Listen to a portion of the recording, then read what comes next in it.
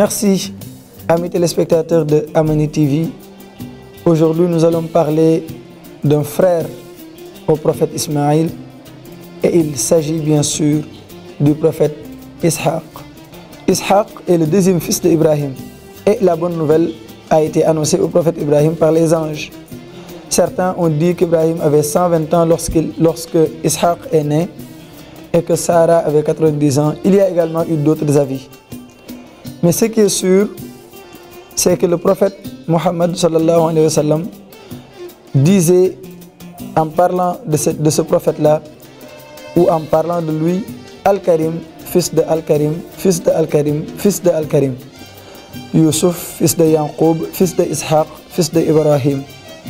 Ces quatre prophètes dont le messager a fait la louange sont prophètes de père en fils. Et il n'y a pas parmi les gens de prophètes de père en fils autre que ces quatre-là.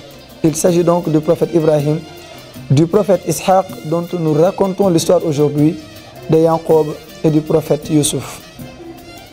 Ishaq est donc le fils du prophète Ibrahim élevé en degré très haut. Il a été très respecté et vivait dans le Cham et en Palestine. On raconte qu'Ibrahim avait recommandé à son fils de se marier avec une femme de sa famille. Alors Ishaq s'est marié avec Rifqa, la fille de son cousin paternel. Rifqa était stérile, mais Ishaq a invoqué Allah pour elle et elle est tombée enceinte.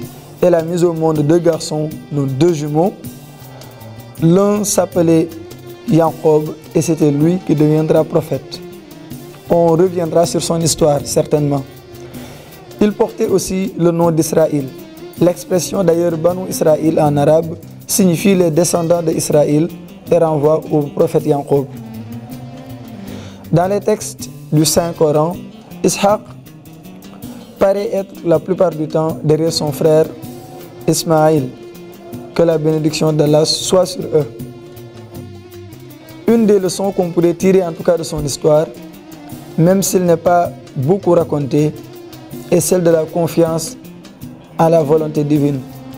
Car Ibrahim, qui était leur père, lui Ishaq et Ismaïl, avait fait preuve d'une foi absolue en Allah lorsque les épreuves étaient très difficiles.